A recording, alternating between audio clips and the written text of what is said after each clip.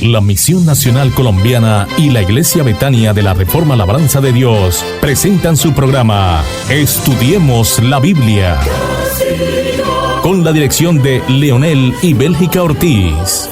Este es un programa para profundizar en las verdades de Dios. Estudiemos la Biblia, con un enfoque de la Iglesia Reformada en Colombia. Este es su programa Estudiemos la Biblia. Invita la Misión Nacional Colombiana y la Iglesia Betania de la Reforma Labranza de Dios. Iniciemos como siempre lo hacemos, recordando cuál es el versículo lema de este programa. El versículo lema de este programa está en 2 de Timoteo 3, 16 y 17. Lo estoy leyendo en una versión que puede ser más asequible a todos ustedes. Toda la escritura es dada por el aliento de Dios y es también útil para enseñar, para reprender, para corregir, para instrucción que es en justicia, a fin de que el hombre o la mujer de Dios sean aptos, equipados para toda buena obra. También quiero recordarles, como siempre lo hago, que este estudio tiene la intención, tiene el objetivo de ayudarle a aprender un poco más de las Sagradas Escrituras, a encontrar un método o sistema de estudio y que le ayude en su edificación y crecimiento espiritual, especialmente si usted no asiste a una iglesia o si usted no tiene una vinculación con la comunidad cristiana. Si usted necesita vincularse a una iglesia, porque este estudio, como le he dicho siempre, no reemplaza a la iglesia local. Este estudio quiere invitarlo, quiere desafiarlo a que se una a una comunidad cristiana sana. Eso sí, que sea sana. Hoy en día pululan las iglesias que no son sanas, tenga mucho cuidado. Pero si quiere ayuda, también estamos dispuestos a ayudarle y con gusto le ayudaremos para que encuentre una iglesia sana en su localidad o cerca de usted. O encontraremos otras formas de ayudarle. Por eso no dude en contactarnos porque estamos listos para eso. Vamos a encomendarnos al Señor antes de iniciar el estudio bíblico como siempre lo hacemos cada día. Padre nuestro que estás en los cielos, santifica tu nombre por ti mismo. Sabes que nosotros no podemos, no sabemos cómo. Por la obra de Cristo en nuestras vidas, por la justicia de Él que nos ha sido imputada por gracia, permite que tu reino venga a nosotros y que tu nombre sea santificado, como también que tu voluntad sea hecha entre nosotros, como se cumple en los cielos. Que en Colombia muchos escuchen tu voz y te crean y te obedezcan, y sean sensibles en sus corazones y abiertos en sus mentes, porque la verdad está aquí y sería muy doloroso que los colombianos continuemos rechazando tu verdad, tu luz, porque es rechazarte a ti. Que muchas vidas en Colombia sean cambiadas radicalmente y que el bien y la misericordia que tú has creado para nosotros sea nuestro camino diario, que tu Hijo amado sea nuestro camino y es nuestro camino, y permítenos caminar en él cada día y que este país sea honra y gloria para ti y exaltación para Cristo. Danos Colombia para Cristo. Esta será nuestra oración de ahora en adelante, Señor. Danos Colombia para Cristo. Y usa este estudio bíblico, simple, sencillo y humilde, como instrumento para que muchos colombianos nazcan de nuevo y sean renovados por medio de tu Santo Espíritu.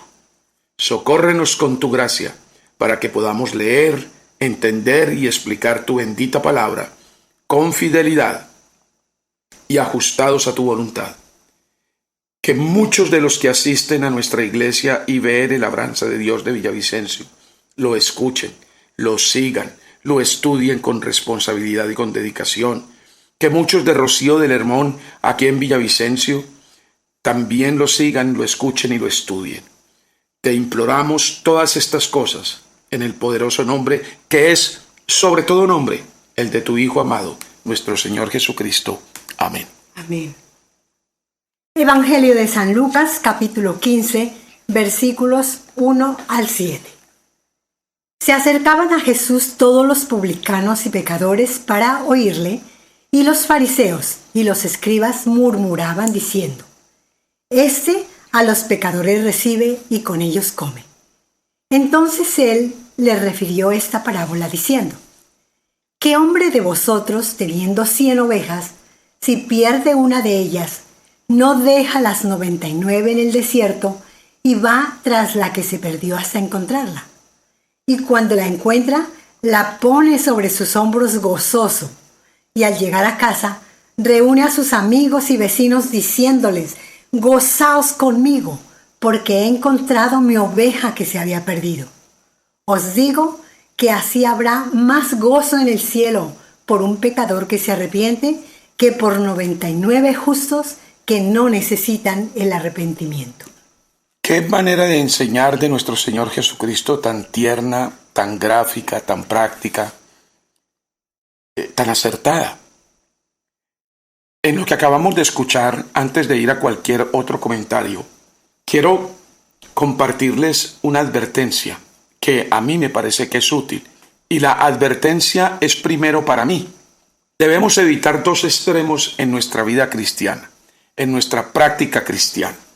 La primera, o el primer extremo, que todo nos escandalice y que todo nos lleve a las rasgaduras de nuestros vestidos por los actos inmorales y erráticos e injustos de los demás. En una palabra que conocemos mucho en Colombia y que tal vez nos diría mucho sobre esto es: evitemos nadar en el amarillismo. Todos los seres humanos somos pecadores y todos tenemos de qué avergonzarnos. El ser humano puede llegar tan lejos y tan profundamente en el mal como se le permitiría o como se le permita. Y por otra parte, quiero hacerlos reflexionar en el sentido de que en los últimos días, muy recientemente, años, meses, días, hemos estado escuchando noticias asombrosas, espantosas, crímenes atroces cometidos contra bebés, contra niños, contra niñas, contra mujeres indefensas, contra gente indefensa. Y hay escándalos de también maltrato con el presupuesto nacional, con los recursos del Estado, etc. Nos escandalizamos, gritamos, nos rasgamos las vestiduras, pero después de 3 días aquí nada ha pasado. Todo volvió a la normalidad. Eso se está volviendo paisaje, eso se está volviendo parte de la cultura nuestra. Ahora, no olviden el primer extremo, que todo nos escandalice y que todo nos lleve a la rasgadura de nuestros vestidos por los actos inmorales o erráticos e injustos de los demás. No nos escandalicemos de eso, porque todos nosotros somos pecadores. Todos tenemos de qué avergonzarnos. El segundo extremo, el otro extremo, que lleguemos a ser tan permisivos y tan indiferentes frente al pecado y a toda clase de injusticia y desorden, que nos volvamos cínicos y desvergonzados, con una conciencia completamente encallecida y adormilada. Recuerden la enseñanza de nuestro Señor Jesucristo en los capítulos anteriores. Si la sal se hace insípida, ¿para qué serviría? ¿O para qué servirá? Solo para ser pisoteada por los hombres. Errar humanum est, dicen los latinos, los romanos decían en su época. Sí, es la verdad. Errar humanum est, dice, errar es humano, es propio de los humanos. Eso es una verdad. Esa es nuestra naturaleza, errar. Eso es lo que nosotros hacemos casi todos los días, o todos los días. Pero el cristiano verdadero se compromete en una guerra a muerte contra el pecado y lo estorba en todas sus manifestaciones. Es precisamente por nuestra debilidad y nuestra condición proclive al mal, y solamente al mal, que necesitamos un Salvador, que necesitamos el perdón de nuestros pecados, que necesitamos el socorro oportuno para batallar victoriosamente contra el pecado, aún hasta la sangre. Necesitamos la gracia de Dios para ser transformados en nuevas criaturas, otras personas, con otra mente, con otro corazón. Solo así cobra razón de ser, cobra razón de entendimiento y de orientación infalible para nuestro proceder lo que dice la palabra de Dios. Romanos capítulo 12, versículo 1. Así que, hermanos, os ruego por las misericordias de Dios, que presentéis vuestros cuerpos en sacrificio vivo, santo, agradable a Dios, que es vuestro culto racional. Noten ustedes cómo la Biblia tiene continuidad, cómo su revelación es progresiva y cómo va encadenando cada enseñanza para que se fortalezca lo que ya aprendimos. Ahora, recordando lo que leímos en los primeros 7 versículos del capítulo 15 de San Lucas, consideremos lo siguiente. Podemos ver en el pasaje leído que todos los publicanos, ¿quiénes eran los publicanos? Seres despreciables y despreciados por su señalamiento como traidores y además eran explotadores y ladrones porque cobraban más de lo que tenían que cobrar. Y los pecadores despreciados porque no alcanzaban la pseudo irreprensibilidad de los fariseos. Los publicanos como los pecadores, los seres humanos más despreciables y abominables de Israel, se acercaban a Jesús para escucharle. Esto no era posible en un ser de Dios, en un profeta, mucho menos en el Mesías, según los fariseos. Y los fariseos y los escribas lo criticaban profundamente y constantemente, sin tregua. Este se relaciona con gente de mal vivir y hasta come con ellos, como en cada ocasión el Señor Jesucristo, frente a estas críticas, frente a estos pensamientos negativos en su contra, el maestro de los maestros, vio la oportunidad extraordinaria para seguir enseñando en forma sencilla, práctica, sin dejar de ser profundo. Jesús entonces les contó una parábola como era su método de enseñanza. Con la descripción de lo que sería el interés personal de un propietario y cuidador de ovejas, el Señor Jesucristo ilustró a sus oyentes acerca de lo que ocurriría en tal caso de pérdida o extravío de una oveja, una sola. Se abandonaría todo el rebaño para rescatar la pérdida y cuando ésta era encontrada, no se podía ocultar el regocijo y la alegría por parte del pastor.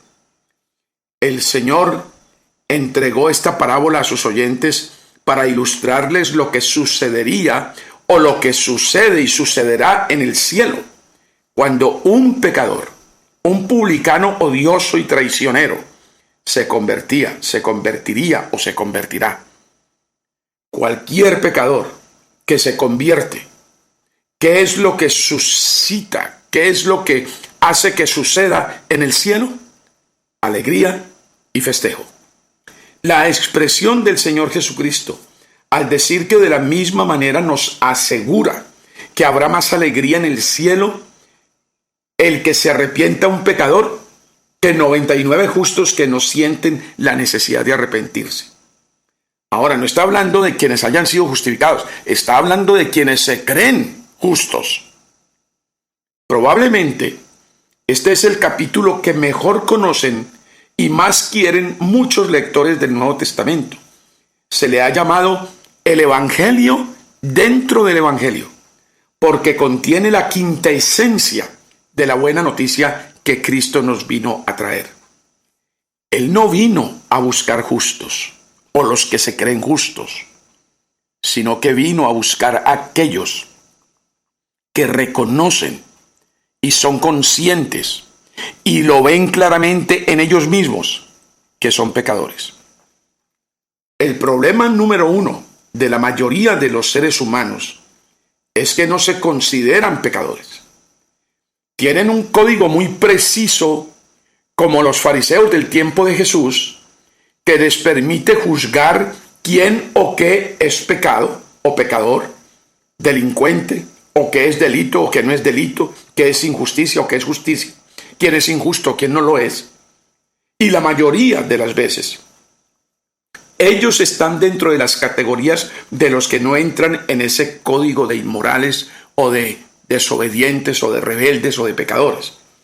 Pero todo hombre, mi querido seguidor, todo hombre es injusto. Somos injustos por naturaleza. Todo hombre es pecador y todo hombre es digno de juicio y condenación. A mí me causa mucha tristeza presenciar en algunos conocidos que son absolutamente revolucionarios, luchan a brazo partido por la justicia social, por la igualdad, y ellos son esposos y padres sumamente injustos. No tienen un régimen de justicia en su casa, sin embargo, son los grandes abanderados de la justicia política en nuestros países. ¡Qué equivocación! Hay que empezar a ser justos en nuestra casa, en nuestra relación conyugal, en nuestro trato con los hijos, con los vecinos, con los parientes. Pero es muy fácil predicar lo que no estoy dispuesto a cumplir en mi vida. Pero todo hombre es injusto, todo hombre es pecador y todo hombre es digno de juicio y condenación. Es que, escúcheme bien, el código no es nuestro. El asunto no es nuestro código, el código que nosotros creamos. El código es el de Dios. Si nos rigiéramos por el código de Dios, todos tendríamos que reconocer, si fuésemos honestos, que no alcanzamos el perfil que Dios quiere de nosotros como hombres y mujeres justos y santos. En una palabra, buenos, para que no me vayan a malinterpretar la palabra santos. El ser humano en esta época posmoderna y en todas las épocas ha estado convencido que él tiene el código y que él es el juez. Cuán lejos de la verdad anda la mayoría de la humanidad, representados en el 99. Y cuán pocos son los rescatados por la gracia de Dios, que alegran el reino de los cielos por su arrepentimiento y su conversión. Ahora, usted se podría preguntar, como usted se cree justo, usted se podría preguntar, ¿arrepentirnos de qué? ¿Y convertirnos de qué? Debemos arrepentirnos y convertirnos de seguir los pasos de la Eva y el Adán del Edén, que creyeron la mentira cósmica, la madre de todas las mentiras, de que podrían ser iguales a Dios y que Dios, el Creador, el Omnipotente, el 3 veces santo, era un mentiroso. De seguir los pasos de creernos los dioses, los jueces, los legisladores y los dueños de nuestros destinos, será continuar en nuestro desastre humano. Tenemos que arrepentirnos de ser amantes de la mentira y debemos abrazar con entusiasmo la verdad. Y esa verdad no es otra cosa que la persona de Cristo Jesús. Evangelio de San Juan, capítulo 14, versículo 6. Jesús le dijo: Yo soy el camino y la verdad y la vida. Nadie viene al Padre sino por mí. Antes de continuar con nuestro estudio en el capítulo 15 de San Lucas, quiero hacerles énfasis para que noten que aquí está declarándose con el solemne yo soy el Señor Jesucristo como el camino, la verdad y la vida. Y miren lo que concluye: nadie viene al Padre sino por mí. No encuentras en la Biblia algo parecido acerca de otra persona. Esto es exclusivo de Cristo. Él es el camino, la verdad y la vida. Nadie más. Y solo Cristo, no todas las religiones, no todos los credos. Solo Cristo conduce al Padre. Eso está claro. Lo que se diga en contra de esta aclaración, de esta declaración de Dios en las Sagradas Escrituras, es falso. Es producto del lenguaje de la serpiente.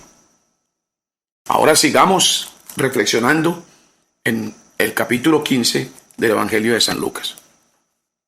Evangelio de San Lucas, capítulo 15, versículos 8 al 10. ¿O qué mujer que tiene 10 dracmas, si pierde una dracma, no enciende la lámpara y barre la casa y busca con diligencia hasta encontrarla? Y cuando la encuentra, reúne a sus amigas y vecinas diciendo: «Gozaos conmigo, porque he encontrado la dracma que había perdido». Así os digo que hay gozo delante de los ángeles de Dios por un pecador que se arrepiente. Estas parábolas surgieron de una situación determinada, concreta. Los escribas y los fariseos se escandalizaban de que Jesús se asociara con hombres y mujeres que los judíos prácticamente consideraban pecadores, leprosos. Los fariseos ponían en la misma categoría a todos los que no cumplían todos los detalles de la ley tradicional y los llamaban la gente de la tierra. Tengan en cuenta esto, como lo llamaban, a los que no cumplían con todo, según ellos. Los llamaban la gente de la tierra. Es importante que retengan este nombre porque lo vamos a usar mucho en nuestro estudio, la gente de la tierra. Y había una barrera infranqueable entre estas dos clases de personas. Los fariseos, los judíos, que observaban todas las reglas, y los que no las cumplían, o sea, los hombres de la tierra. El permitir que una de sus hijas se casara con un hombre de la tierra era para un fariseo como dejarla indefensa a merced de una fiera. Las reglas farisías establecían: a nadie de la gente de la tierra le confíes dinero, ni aceptes su testimonio, ni le reveles nunca ningún secreto, ni le nombres tutor de ningún huérfano, ni le pongas a cargo de un fondo de caridad, ni le acompañes en un viaje. Eso era lo que ellos decían de la gente que no cumplía con todos los detalles de la tradición. Un fariseo tenía prohibido hospedarse en casa de un hombre de la tierra e invitarle a la suya. Tenía prohibido, hasta donde fuera posible, tener ningún trato con él. Los fariseos tenían el propósito deliberado de evitar todo contacto con los que no cumplían todos los detalles de la ley tradicional. Escuchen bien esto. Está claro que se escandalizaban a tope de que Jesús se relacionara con gente que ellos consideraban no solo extraños, sino pecadores, cuyo solo contacto contaminaba. Comprendamos mejor estas parábolas si recordamos que un judío estricto no diría: hay alegría en el cielo cuando se arrepiente un pecador. El fariseo diría: hay alegría en el cielo cuando se pierde, cuando se condena, cuando se va al infierno un pecador. Deseaban sádicamente no la salvación de los pecadores, sino la destrucción. Por favor, recuerden un poquito al profeta Jonás. Y los que no saben nada de Jonás, vayan al Antiguo Testamento y lean su libro, que es muy corto, solo son 3 capítulos o algo así. Entonces, también quiero darles aquí una observación como cuña. Hoy en día hay muchos cristianos que tienen la postura de los fariseos. Así es que Jesús les contó la parábola de la oveja perdida y de la alegría del pastor cuando la encontró. Los pastores de Judea tenían un trabajo duro y peligroso. El pasto, la hierba para las ovejas, era escasa. El pasto era muy escaso, muy raro en aquellas tierras. La meseta central, que era la más fértil, tenía pocos kilómetros de anchura y estaba bordeada de precipicios que la comunicaban con la terrible devastación del desierto. No había muros protectores, no había mallas, y las ovejas vagaban sin rumbo. Jorge Adam Smith escribió acerca de estos pastores. Abro comillas. Cuando le encuentras en algún cerro en el que aúllan las hienas, insome, es decir, sin poder dormir, con la vista acostumbrada a la lejanía, curtido por el tiempo, armado, apoyado en el cayado y siguiendo con la mirada a sus ovejas dispersas, con cada una de ellas en el corazón, comprendes por qué el pastor de Judea saltó a la cabeza en la historia de su pueblo, porque dio su nombre a los reyes y se convirtió en un símbolo de la providencia. Podremos comprender por qué Cristo le tomó como prototipo del sacrificio. El pastor era responsable de las ovejas. Si una se perdía, el pastor tenía que encontrarla. Tenía porque tenía. O de lo contrario, debía presentar la piel para demostrar que había muerto. Los pastores eran expertos en el rastreo y podían seguir las huellas de una oveja perdida a lo largo de kilómetros por el monte. No había pastor que no considerara parte de su trabajo el arriesgar la vida por las ovejas. Muchos rebaños eran comunales, es decir, no de uno solo, sino de todo el pueblo, y tenían 2 o 3 pastores juntos. A veces pasaría que los que tenían sus rebaños completos volvían ante el pueblo y decían que el otro estaba todavía en el monte buscando una oveja que se le había perdido. Todo el pueblo estaría velando, estaría a la expectativa, estaría esperando, hasta que por fin aparecería el pastor en la distancia, saltando de alegría con su oveja perdida en sus hombros y gritando que la había encontrado. Y entonces el pueblo respondería con un levantamiento de sus voces, toda la comunidad con un clamor de alegría y de gracias a Dios. Escúcheme bien esto. Esa es la escena del cielo que pintó Jesucristo. Así es como es Dios. Dios se alegra cuando se encuentra a un pecador que se había perdido, como se alegra el pastor cuando vuelve a casa con la oveja extraviada. Como dijo un gran santo, un gran cristiano, Dios también conoce la alegría de encontrar lo que se le había perdido. Aquí hay una idea maravillosa y a mí se me parece una idea muy tierna. Es realmente tremendo el hecho de que Dios es más amable que nosotros los hombres, lógico, infinitamente más. Los religiosos en la época de Cristo excluían del pueblo de Dios a los publicanos y a los pecadores que no merecían, según ellos, más que la destrucción. Pero Dios no piensa así. Es clemente, tardo para la ira y pronto para perdonar. Los hombres pueden perder la esperanza, pero Dios no. Dios ama a los que no se han extraviado, pero hay una alegría indecible en su corazón cuando uno que estaba perdido vuelve a casa. Es 1000 veces más fácil volver a Dios que a las frías críticas y a las recriminaciones de algunos hogares y de algunas iglesias. Y los cristianos hoy en día, en muchas partes, son expertos en recriminar, en juzgar, en aplastar al caído. Pero esta naturaleza bondadosa de Dios y misericordia, llena de gracia, ha inspirado poetas y han escrito piezas inolvidables. Pastor, que con tus silbos amorosos me despertaste del profundo sueño.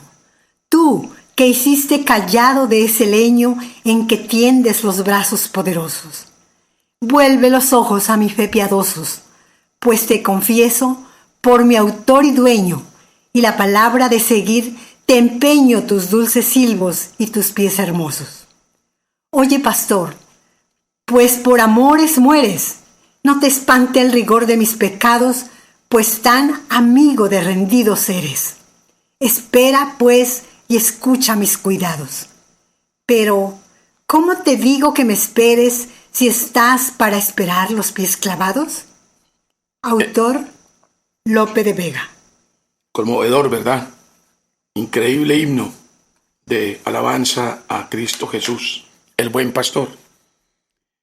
Jesús les contó también otra parábola, la de una mujer que tiene 10 dracmas y pierde una. ¿Verdad que esa mujer, según la parábola bien leída, cómo fue? Enciende la luz y se pone a barrer la casa y a buscar por todas partes hasta que la encuentra. Y en cuanto la encuentra, junta a todas sus vecinas y amigas y parientes y les dice: fijaos qué cosa tan maravillosa y estupenda lo que me ha pasado, he encontrado la dracma que se me había perdido. Pues os aseguro, dice el Señor Jesucristo, que eso es lo que pasa en los cielos. Los ángeles de Dios se ponen jubilosos cuando se arrepiente un pecador. Ahora, para que entendamos bien lo que Cristo estaba enseñando y cómo le estaba llegando a su gente lo que él estaba diciendo.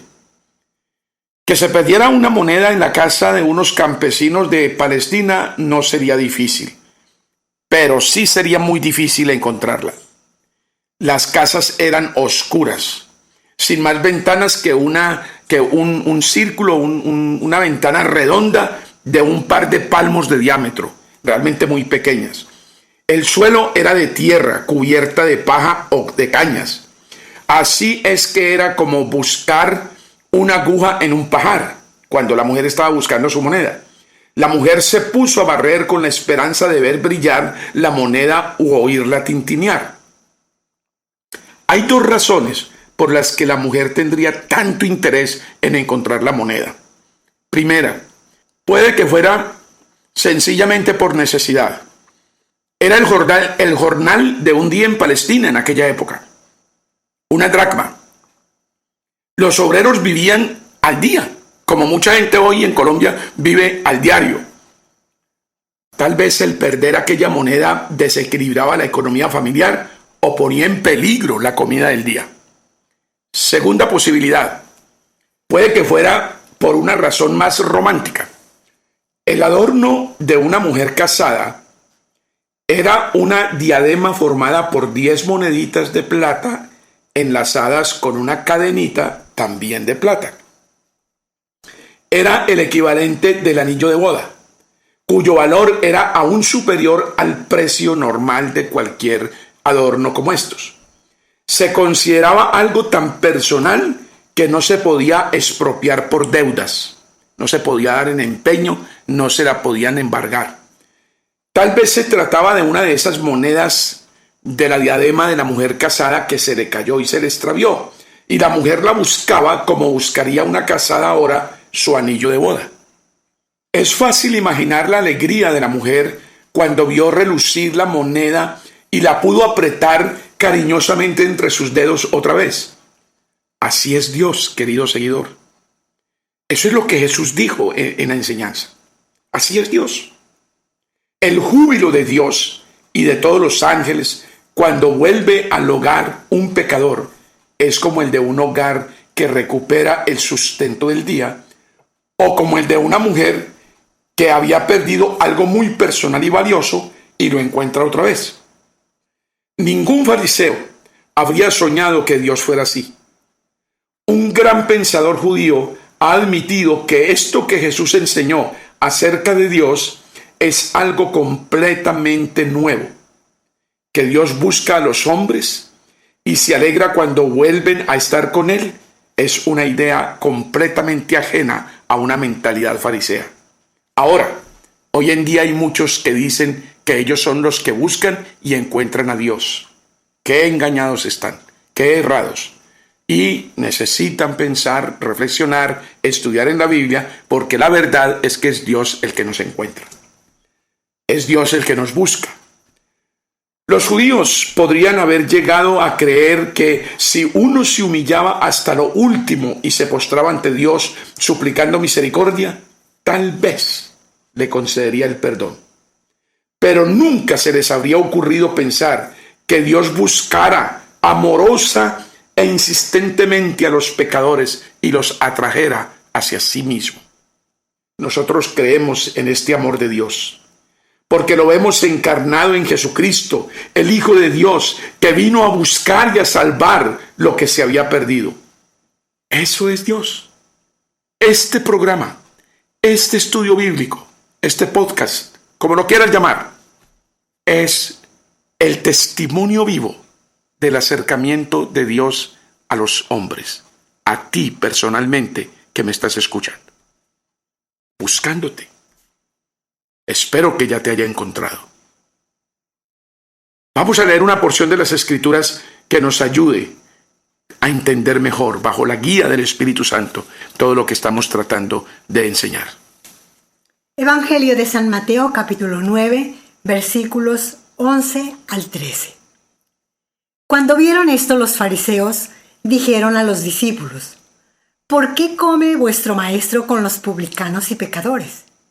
Al oír esto Jesús les dijo: Los sanos no tienen necesidad de médico, sino los enfermos. Id pues y aprended lo que significa: misericordia quiero y no sacrificio. Porque no he venido a llamar a justos, sino a pecadores al arrepentimiento. Si tienes cargas, si tu conciencia no te deja, si hay cosas en tu vida que no puedes soportar, que te están sumiendo en la depresión, que te hacen sentir sucio e indigno, si tu vida se está volviendo insoportable y has caído en un hueco oscuro y sin salida, aquí está Cristo. Él es suficiente para sacarte de ese hueco, de ese hoyo. Él es suficiente para reparar tu vida, es más, para hacerte nuevo y para limpiar tu conciencia. Ven a Él, ven a Él. Si necesitas ayuda, por favor, contáctanos. No olviden fácilmente esta gran enseñanza. Los principios de la tolerancia, la convivencia y la reconciliación y el perdón están aquí. Este pasaje es glorioso y es un tesoro. A manera de resumen para fijar buenos pensamientos y enseñanzas que nos capacitan, digamos lo siguiente. La parábola de la oveja perdida es muy aplicable a la gran obra de la redención del hombre. La oveja perdida representa al pecador apartado de Dios y expuesto a ruina segura si no es llevado de vuelta al pastor, aunque no desee regresar. Esto de la salvación es algo que simplemente Dios nos da, querramos o no querramos. Cristo es ferviente para llevar a casa a los pecadores. En la parábola de la pieza de plata perdida, lo que está perdido es una pieza de pequeño valor comparada con el resto de las monedas que la mujer tiene en su collar. Pero la mujer busca diligentemente hasta encontrar la que se le había perdido. Esto representa los variados medios y métodos que usa Dios para llevar las almas perdidas a casa, a sí mismo. Y también indica el gozo del Salvador por el regreso de ellos a Él. Cuán cuidadosos debemos ser entonces con nuestro arrepentimiento, que sea para salvación. Arrepentimiento que sea para salvación. No estoy hablando de cualquier arrepentimiento. Estoy hablando de un arrepentimiento que sea para salvación. Es decir, que el centro, la causa de mi arrepentimiento sea Dios mismo. Hechos capítulo 3 versículos 11 al 19. Y teniendo asidos a Pedro y a Juan el cojo, que había sido sanado, todo el pueblo, atónito, concurrió a ellos al pórtico que se llama de Salomón. Viendo esto, Pedro respondió al pueblo: varones israelitas, ¿por qué os maravilláis de esto? ¿O por qué ponéis los ojos en nosotros como si por nuestro poder o piedad hubiésemos hecho andar a este? El Dios de Abraham, de Isaac y de Jacob, el Dios de nuestros padres, ha glorificado a su Hijo Jesús, a quien vosotros entregasteis y negasteis delante de Pilato, cuando éste había resuelto ponerle en libertad. Mas vosotros negasteis al santo y al justo, y pedisteis que se os diese un homicida, y matasteis al autor de la vida, a quien Dios ha resucitado de los muertos, de lo cual nosotros somos testigos.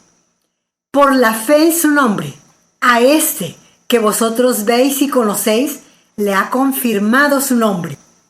Y la fe que es por él ha dado a este esa completa sanidad en presencia de todos vosotros. Mas ahora, hermanos, sé que por ignorancia lo habéis hecho, como también vuestros gobernantes. Pero Dios ha cumplido así lo que había antes anunciado por boca de todos sus profetas, que su Cristo había de padecer.